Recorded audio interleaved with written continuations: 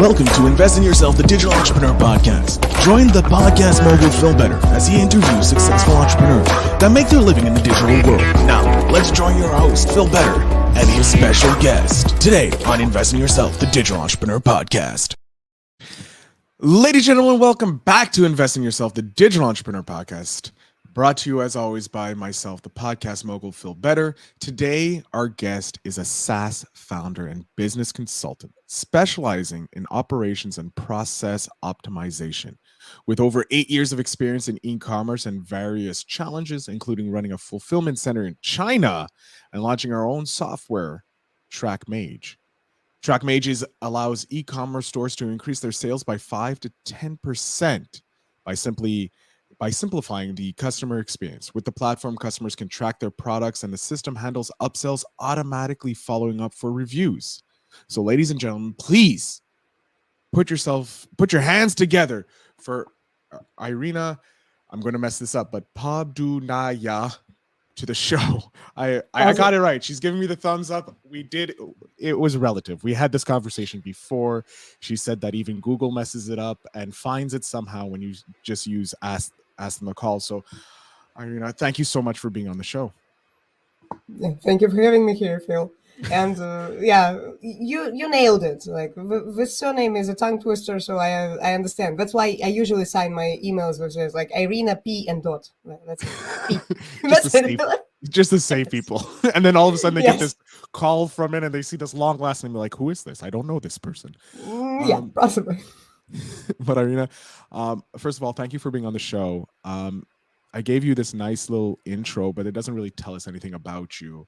Would you care to just quickly introduce yourself to my audience and let us know a bit about you? All right. So I'm an entrepreneur from Bulgaria, and this is not my first business, not even the second. It's the third or fourth attempt. Like I started literally from going to China to find some awesome suppliers and some edge, and I didn't find them. So the thing is, I found the suppliers, but I didn't find something that makes the business actually tick. And through trial and error, we discovered that it's customers and sales. And so from that, would have thought. Yeah, who would have thought? Because we thought that like if you find the best product with the best margin from the best suppliers, that's going to make your business thrive. Apparently not. So that's the thing that we learned from this adventure in China, where we literally moved there, lived there for 2.5 years, fulfilled e-commerce orders and helped e-commerce entrepreneurs all over the world buy products from China. So that's what we did. But then like that endeavor ended and we were left with a system that we developed for that business. So when we were not physically there, the business couldn't exist. So that's when we thought that how do we make like lemonade out of those lemons that we are left with? So that's how we started this software called TrackMage. So it helps with all the things that happen after the purchase. So from a customer standpoint, it's like this. So remember how on Amazon, when you order a product, they show you the page where you see like what time the product is coming to your doorstep, where is it now, and after the product gets delivered, they also ask you for a review. Mm-hmm. So that functionality is only available on Amazon, but we made it available outside of Amazon on other platforms like Shopify, WooCommerce, ClickFunnels, and other software tools that don't have anything for order management or fulfillment or like post-purchase customer experience. That's exactly what the tool actually does. Usually when I explain it to people, they say like, oh, you found such a niche market. Like, it's not niche. It's like this big industry, you know, like the post-purchase customer experience is like big niche. Industry. Like it's niche because it's a very, very segmented group. But the population inside of it, the market inside of it is ginormous because it's every business needs this. Like if Amazon's using it, it's obviously a great tool, right? Amazon has it. Most things Amazon does, they're doing it for a reason and it makes money. So if you go, this makes money for entrepreneurs, Amazon has it. Why doesn't everybody else? You were the first to market. it is a niche. It's a niche thing to go into, but it's a market that's blue. It's a blue ocean of a market. I wouldn't say that. Like we've got quite a lot of competitors. So what I would say is that even if it's niche, it still fills this need of entrepreneurs.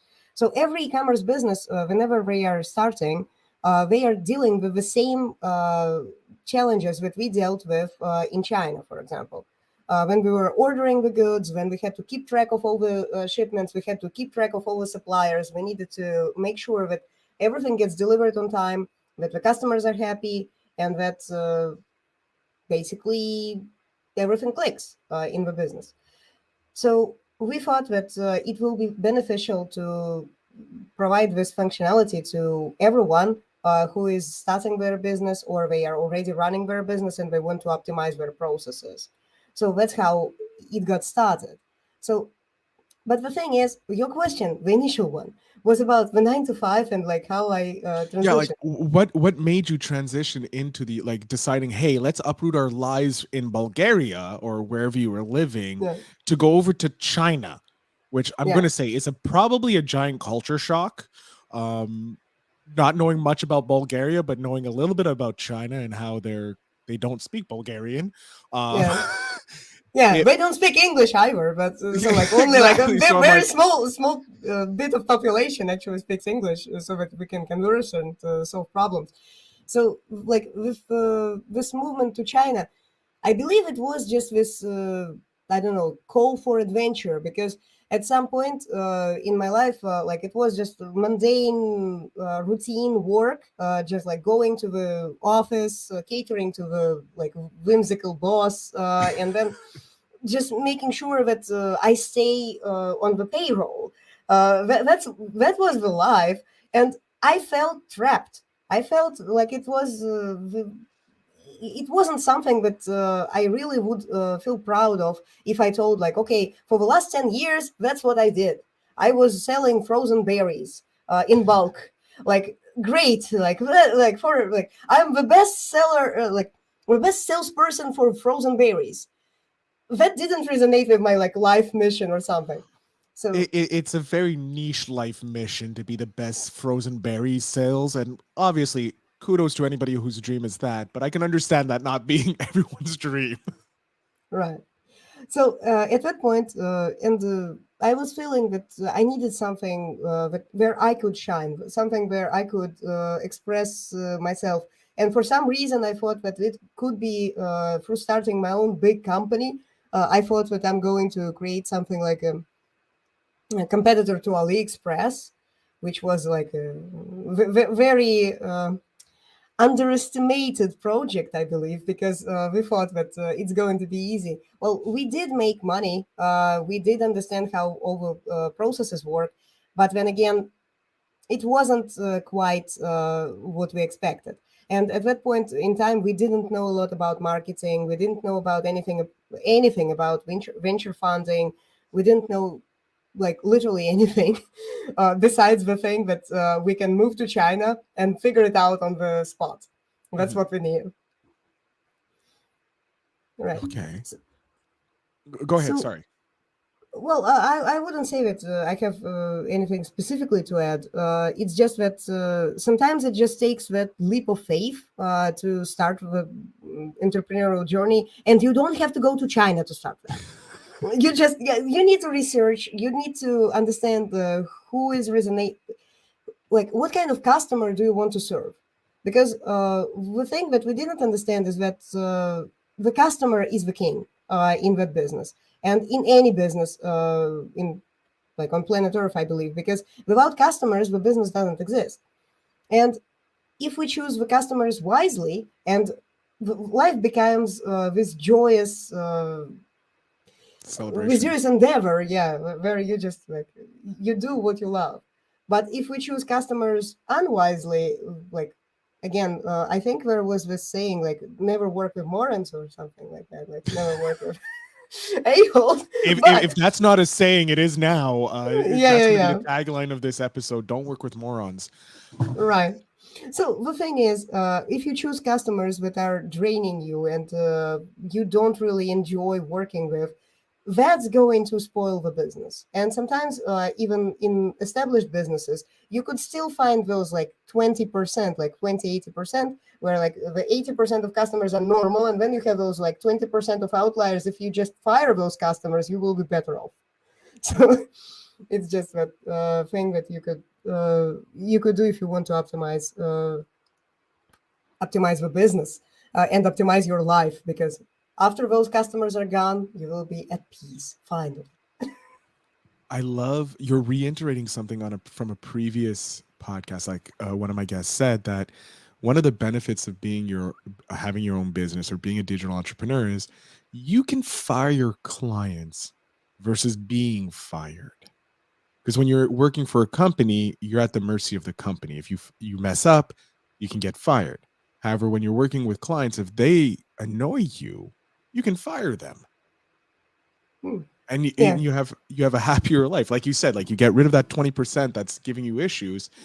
Your life increases by 80% because you don't have that hassle. You don't have to deal with the constant emails and all that. So I think it's I love hearing a reiteration of the fact from a previous guest with other guests, because it just cements that like, hey, this is true. You can get rid of clients you don't want to work with. Yeah. Just one note on that.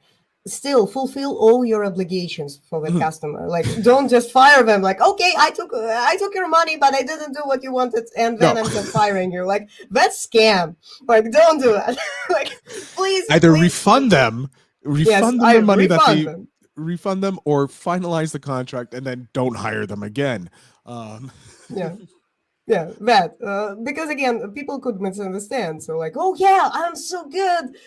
This is great business. Like, I find customers, they pay me money, and then I don't do anything. I fire them. I just fire them afterwards, and then the Better Business Bureau is knocking at your door, and you have a whole bunch of lawyers coming to asking for money. Were you always interested in being an entrepreneur, or was it just something that popped up because of an opportunity that just expressed itself to you? I believe I was always conditioned by books because I read very atypical books when I was a child, or I was a teenager.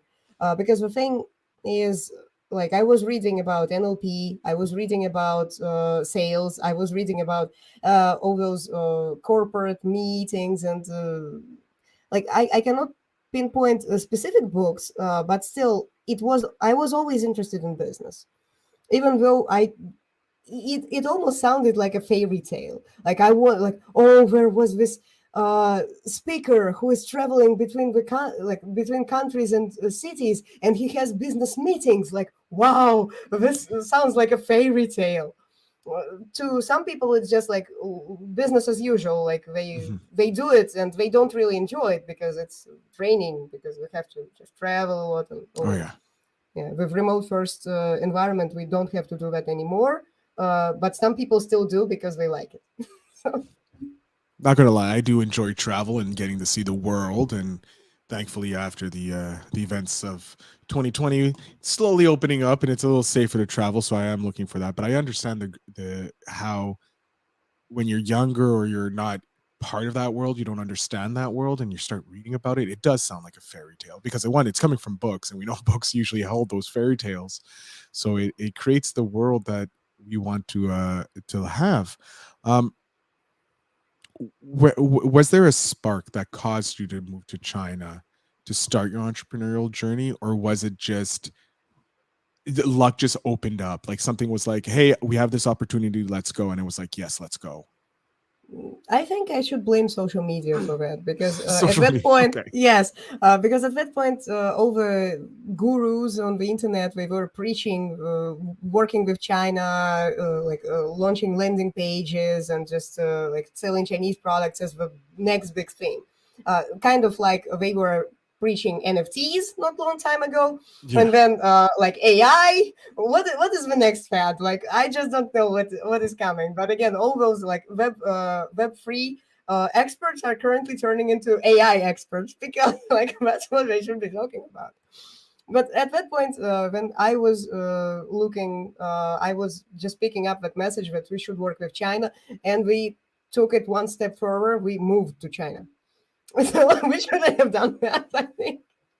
That's a bold, like, I have to give you a lot of credit because that's a huge thing to do in your life. Like moving to your neighboring country. That's fine because it's like there is some similarities, like you're not too far Yeah. from home.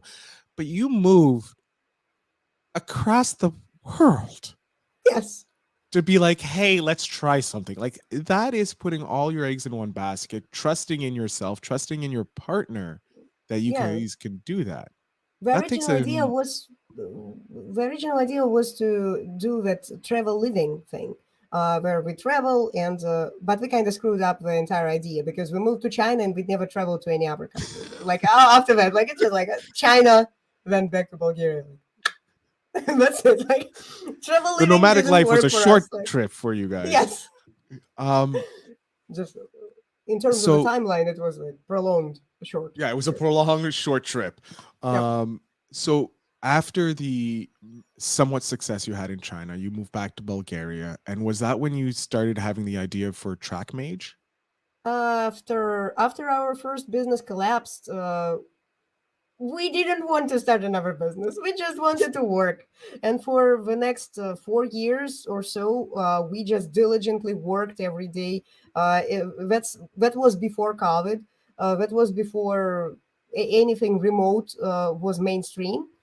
So we were working through Upwork as freelancers. So at that point, I started because okay, for me, the concept of remote work was quite foreign. My partner is a software developer, and he always worked online. He always worked remotely. But for me, I used to like sell frozen berries. I used to work in an office. It was very foreign. So that at that point, when I was left without any ties or anything that held me like in place, and I didn't want to start another business or a job that's going to tie me to a specific location, because that was the mistake we made in China. Mhm. We tied ourselves to those warehouses, and if we left, the business was no longer there. So that's what we wanted to do differently. So that's why we started freelancing online. And I started from learning JavaScript, trying to become a software developer. It didn't work out at all.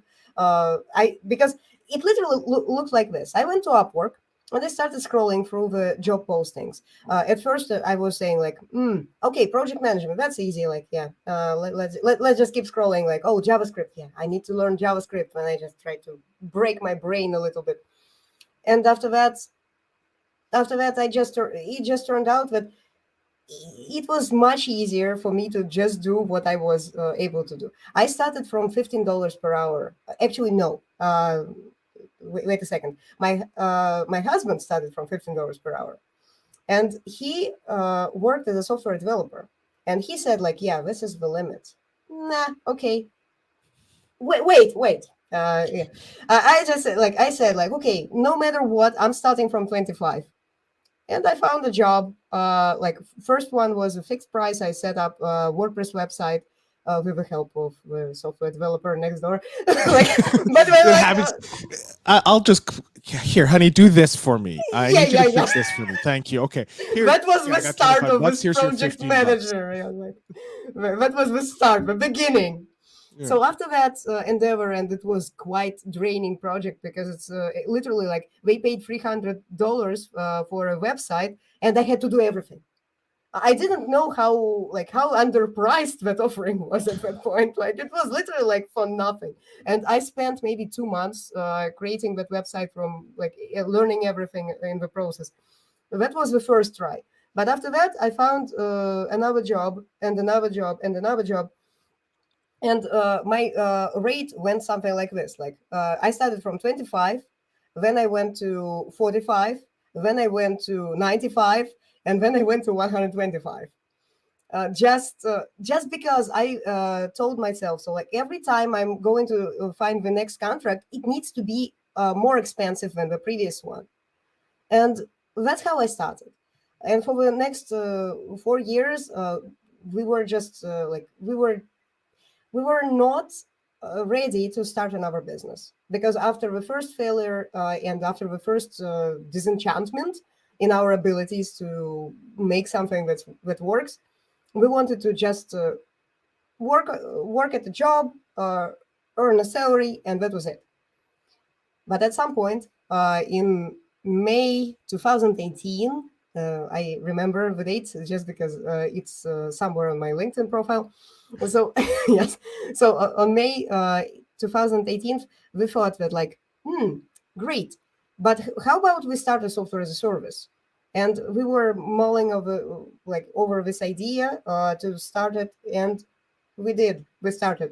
And the first team that we gathered, they were all from those projects that I worked on. Because the project ends, but talented developers, we don't. And I knew all the talented developers that I could bring on the team. So the first team was just gathered from those previous engagements with the clients, where I already knew that those guys, they knew how to code and they were legit. Well, yeah, and that escalated from there on, because we set up all the website, we set our funnel, we set up our automation. Like again, with automation, how many different tools we tried, because we had the choice between open source solutions and closed source solutions, but those that were paid, and we always chose open source, which created a lot of overhead on the team because we had to support those open source solutions. So if you are not very tech savvy, it's probably better to just pay the price for the software, because like hiring a software developer, you need to know what you're doing. And you need to know how much those guys charge, because some software developers, they cost, they cost a lot of money. They can start at $15 and they can go all the way up to a couple $1,000. Of course. So you're developing this team, the first interaction of your next business. And I take it this is TrackMage. Like you're slowly building out TrackMage to where it is today. In this journey, building TrackMage, becoming a SaaS founder, pretty much rewriting the script that you were told from a young age, where you had to work in an office, do the 9 to 5, and now you're over here. Like you dabbled in the entrepreneurial, you got burnt, which most entrepreneurs do end up having, and then you decide to freelance. So you start doing that, and you realize that there is some freedom, and then you decide to start your next business. In that journey, is there a moment that just solidified that, yeah, I enjoy this freedom that entrepreneurship gives me? Yes, there was. So to be honest, like my tastes are quite weird when it comes to content. So I like some animation, and I mostly scroll through comic strips and animation. And I was a fan of this show called Metal Family, where they created a cartoon themselves. Like they were, again, the outliers. They didn't take any funding. They were not part of any studio, which is probably good, because have you heard what Netflix is doing with all the shows that they produce? They're just kind of like they're throwing them away. Yeah, and they're just... yeah, and the creators, they cannot even post them because they belong to Netflix. They cannot. So... Yeah. Right. So the thing is, they were creating this show, and at some point, they posted a video complaining about the problems in their store, because their fandom was pestering them with one single question: "Where is my comic book?" And at that point, I just look at the video and I'm like, "Oh, this is what I created TrackMage for. This is literally exactly what I created TrackMage for." And then I reached out to them through email. The first email, they didn't reply. In the next email, I just, I went overboard. The first email was the typical outreach email or something like that. And on the next email, I just said, like, guys, like, you can reject me. Like, yes, you can do whatever you want. But this solves this this problem that you have. This problem. And I put... like a screenshot from their show at the end of that email, and they replied. And then we worked with them for the next year. And what we did, we literally eliminated all the problems that they had in their post-purchase experience. So the customers, we were not getting emails because they misspelled the emails when they were doing the checkout. We fixed that. So there is a script now that checks if the email is spelled correctly, and actually checks not just the spelling, but also if we can deliver an email to that email address. So Oh, yeah, that's really good, because even if you don't have a physical products business, you can still use TrackMage just for that script. We kind of called it Validately, but that that name was already taken. So we had to just say it's just like email validation script from TrackMage. So you can just put it on any field, and you can get rid of all the bounce rates. It literally goes to zero because all the emails are valid, and you can be 100% sure that your customer is going to receive that email. So we eliminated that problem for that business. The next thing we did, the customers, they were not picking up their packages when they reached the post office. That was a big problem because they had around 1,000 packages that were returning back to them, and they had to buy them again and then ship them again if they wanted to fulfill that order. So in that case, we implemented this. This is the core functionality of TrackMage. We were just sending them the post-purchase emails notifying okay, your package is at the post office, go pick it up.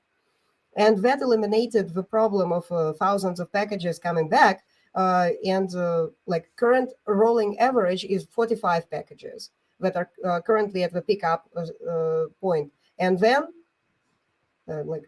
just only very small amount returns back. I think it's around 5 or 6 per month. going Yeah. from thousands Yeah. to 5 or 6 Yes. is insane. Yeah. So that is an amazing memory to have, that, just being able to help a company that you love, like this comic book, this animation, this company that you're I adore them and I can help them. Yeah. That is just cements what I love that. I love that. I understood what kind of market I want to work with. I want to work with online creators. They are doing something incredible. I can stand behind that statement, because at that point, even TrackMage was feeling mundane task, because we were working with typical e-commerce businesses. It's not like something is wrong with the typical e-commerce businesses. I love you guys. The thing is that I just felt that it was kind of getting boring. I wanted something more exciting. And then that's okay, great. You even shoot they created an animated video describing the problem and scolding their fan base for misspelling the emails. Okay, TrackMage, guys, this is going to solve your problem. And then we also were able to create some great results that we were not expecting. It wasn't part of our problem. So the first thing we introduced was also we were not collecting reviews before at all. But from 10,000 packages that were shipped, we were able to bring 2,150 reviews. That's every fifth package or every fifth order, they left a review. And the reviews were I don't know, War and Peace length statements, because everyone loves their show. And they wanted to express it through reviews.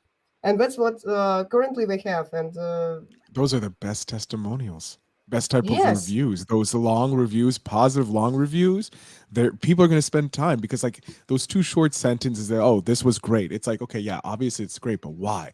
And then you get these long reviews, and it makes you trust it even more. It creates a Right. trust. Especially when I see someone spending the time to write, like you said, War and Peace for a review on this comic book or on this t-shirt. It shows that, one, the creators have created a culture of family. They respect their audience enough to put in their heart and soul to make it even better, to make sure that the quality that they're sending is good. I cannot resist. They created a culture of metal family. Because it's literally the name of the show. So it wasn't just family, it was metal. It's the metal family. It was the metal yes. family. Now I really like the fact that you had this major kind of like failure in your life that scared you off from entrepreneurship. Like you took a giant risk, you rolled the dice for 2 years, it kind of worked, and then it obviously it ended up failing and putting a bad taste in your mouth. What tip would you have for people that they've jumped into the entrepreneurial space, they've gotten burnt because they're like, oh no, this is not for me? What tip do you have for them to try again? Because obviously the entrepreneurial bug rebit you and now you're ecstatic and you're doing amazing things. You're helping your favorite like web series make their business even better. What kind of tip do you have for someone that's been hurt by the entrepreneurial journey? Well, I guess there isn't an easy answer to this question because everyone is different. So again, if you tried entrepreneurship and you think it's not for you, like don't cross it off the list. Just keep it somewhere in the back of your mind, because whenever you have the opportunities open, you will always find a way. And at some point, you will just realize, like, oh, this is the opportunity that I should grab. And by all means, this is the mistake that we made with the first business. Don't let go of your current income. Try to do it in parallel to your job. This way, you will be able to you will be able to last longer, to long enough so it takes off. That's exactly what is required in any business. From the outside, all the marketers, they are telling you this story of like, okay, like draw 2 circles and then draw the rest of the O. So you have to like, when you get into the business, you understand why it's a business, because it's not easy. It's always not easy. Everyone is going to tell you like, it's just like this, that, and that. And then you do this and you understand like, okay, it's draining. Like I need to hire somebody. I need to train them to do this. Like they are failing. It doesn't work. You will have to persevere and just be there long enough so that it works. So it's all about resilience. It's all about trying again. It doesn't have to be like all or nothing. It can be just like a small side hustle that's going to keep going, and then it's going to replace your salary, and then you're going to start understanding like, oh, this is serious. This is business. I should probably pay more attention to that thing that's making money, because otherwise you are always struggling to survive. And a lot of people, I think, they also have this, I don't know, preconception that like, oh, I'm going to take a loan, or I'm going to take venture funding, and I'm going to spend other people's money on my idea. Well, that's fine. But again, you will still have to make money. You will still have to figure it out. And even if you take somebody else's funding to grow your project, it doesn't guarantee that you're going to make it in the entrepreneurial world. I understand that there is this startup culture where everyone is celebrating like how much funding they got. But like they got funding, great. They were able to persuade some of those 5 people in the room that had a lot of money that they wanted to invest with the ability to lose it and forget about it. But again, it's not success. That business is not making money. It's just prolonging its existence at that point. So that's why I think the most important quality is just to try again and just to be resilient and take care of your own mental health. Because once you suffered with failure, you might understand that it wasn't your failure. Like it wasn't quite okay. Great. I just want to separate the two things. Like it was a failure, yes. It was your failure, yes. But it's not you who is a failure. So the failure just happened. It was this project didn't work out. This specific business didn't work out. It's fine. It's not you. You have infinite potential. You have infinite possibilities. You can try again. And this time it's going to be better. It's going to be hard, but it's going to be better. So that's the kind of mentality that you have to embrace. So yeah, we make mistakes. And sometimes we think that this is the end of the world, but it isn't. So as long as you're alive, you still have options. I love it. My God, you just dropped like 18 pieces of advice on people. And I have to agree with you. I love the fact that you mentioned, you specifically stopped and said you have to separate. It's, yeah, the business failed, but it's not your failure. It could be That's exactly the thing that I was trying to say. Like, it is your failure, yes, but the failure is not you. it's Like, the it's not. business that failed. You were part of that, but maybe it was because your skill sets weren't ready and you've learned so much. And now the next time, like it's, I, whenever I hear someone says, oh, I took an L, meaning I took a loss, I'm like, no, you took a learning, you took a learning, like you learned something. You got a lesson out of this because one, you learned, okay, maybe I'm not a good at sales, but what am I good at? Oh, I'm good at creating the procedures. Like one of my colleagues that I work with, he's very good and detail oriented at creating procedures and SOPs and all that. Put him in a sales call and he doesn't know how to sell, right? And it's like, it's fine. I know how to sell. I grew up in the sales world because of my father, but I have no idea how to create SOPs. So we're like, his business and my business, we work well together because I can handle the sales aspect for him and he can create the SOPs for the clients, or he can create my SOPs for my clients. And it's a synergetic thing. Like I learned when I first started that I'm not good at SOPs and all these organizational things. That's not who I am. So yes, my first business failed, but I learned so much. So it's not, you're not losing, you're not failing, you're learning. You're having lessons come out to you. And I love how you reiterated that with the fact that yes, the business may have failed and you may have taken that failure, but there's lessons there to continue on. So I want to thank you for sharing that with my audience and reiterating that fact. Yeah, and the thing is, sometimes we just do everything in our power to put our business on the hard mode. Mhm. That's what we did with going to China without speaking Chinese, without knowing anything about the country, without knowing whom we are going to sell to. Like we didn't have any customers. We had to find them when we were already in China. Like I think you skipped a lot of modes. You didn't just go to hard mode. I think you went to extreme. You're like, let's do the extreme version of entrepreneurship. Let's move completely to another culture, country, and not understand yeah. anything. I And would then have join. like I think it would have been harder if we moved to another planet, but that wasn't Yeah, an that's the option next at level. that We're point. gonna Like start a business on Mars. That's what we're yes, gonna do. We're that's gonna be the the next first thing. business owners on Mars. Let's see how hard that can be. Um, All right, we're coming to the end of the episode, and I hate. So I'm going to get you the last question, which is the spark question from Seek Discomfort, and it's very interesting because it's with us recording with just starting of the new year. I'm pretty sure in the 5 days that we have had, you haven't made any crazy favorite memories. So I'm going to change this up. In the past year, so in last year, starting last year from January 2020 to December 31st, January 2022 to December 31st, 2022, what was your favorite memory in that year?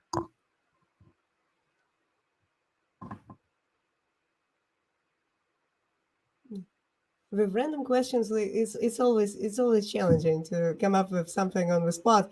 But I guess my most interesting memories are to how I changed my routines. Like literally, like I took improv comedy. I literally like I wasn't doing that before. I thought like it's fun, and I signed up for the course. Then the next one, the next one. Well, then I started singing. Then I started pole dancing. Me, like I know it. That's hard to believe. Like yes, and then it all just kind of fit. I still do everything that's needed for the business, but again, my life just became richer. It became more exciting, Enriched. more fun. Yeah, right. I, And I love that. That's a great memory to have because last year you got to become more of yourself while focusing less on the business. That's an amazing accomplishment, a great memory to have. Seeing as we are coming to the end, I'm going to jump off the screen here. So I'm going to thank you again, Ira. I'm going to Irina, ask you. I'm just gonna say person now, because I'm never gonna get names right. But I'm gonna jump off the screen. I'm gonna allow you to let my audience know where they can find you, how they can follow you, and if they are in e-commerce or they're starting an e-commerce brand, how they can get TrackMage to help them out. So the floor is yours. thank you very much, Phil. So, if you're just starting an e-commerce business, you probably will have some questions about like how it's set up. So, I would I would first tell you one thing. you have the ability to start it, and you need to find the customers first. So start from something simple. Start from a TikTok account talking about your future product, or start from some social media account. Just do something that is going to bring customers in first, before we even know that they are your customers. They could be your followers at first, and then start selling something to that following. That's going to cut you some corners that we had to encounter when we moved to China without even knowing whom we are going to sell to. So then I believe this is going to already set you up with a good start, because you will understand like what people like, what people don't. But then once your sales start rolling in and you're already an established store with like hundreds of packages getting shipped out, that's when you need TrackMage. So you can come to our website, trackmage.com, and sign up. It's literally one click. You can integrate with Shopify, WooCommerce, and by that point, we might integrate with a lot more software tools.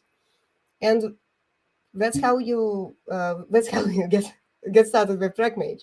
The thing is, what it's going to help you with is stop answering the "where is my order" question from the customers. Get extra sales from those customers, because they will be coming back to your store, not to UPS, FedEx, or DHL, or whatever carrier you have shipped the parcel to through. Right. And then you're going to be able to create this seamless post-purchase experience where they will be exposed to your brand all the time. When the customers were waiting for their orders, they check their shipment tracking pages 1 or 2 times per day. And especially if you are in the creator-based business, your fan base, they're going to be very passionate about getting that package finally from you. So that's when you have this ability to sell to them again. And that's what you can put on your tracking page. You can put your additional products on the tracking page, and those customers, they are going to be able to see them and buy them. That's what Amazon does. But on Amazon, you don't have the ability to only show your products. Amazon is showing everyone else's products. That's why it's probably better to start your own store where you don't have any competition out of the box. And in your own store, you control everything that happens to your customers, especially after the purchase. Because after a purchase, most of the e-commerce stores, they make this mistake. They leave the customer hanging. And the customers, when they are left in the dark about the whereabouts of a package, they sometimes refund, they pester customer support, they send you those emails where like, where is my order? And then you have to always cater to that demand. And if you fill that communication gap, you get all kinds of benefits, like extra sales, goodwill, better customer experience, and better reviews as a result of this process. So sign up for TrackMage if you have an e-commerce business, or if you are just starting. Also sign up. We have a free tier where you can process up to 100 orders without any charges. So it's forever free. And if you are an already established business, welcome to TrackMage. We would love to help you. Awesome. Irina, I want to thank you so much for being a guest on the show. I had so much fun talking with you. I did not know someone would be brave enough just to move their whole life to China to start a business and then come up with an amazing adventure from it. So I want to thank you so much for sharing your story with us. Thank you very much for having me here. And my story for me is just like business as usual. Like I don't see anything incredible there. But like when I look back, and yeah, it kind of sounds weird. To my audience, as you know, in the show notes down below, you can find all the links to support Irina, TrackMage, and all that stuff. Please do go check it out if you're looking to start an e-commerce brand. It's a great place to start, and it's going to help you augment those sales. So do check it out. And again, always remember to invest in yourself.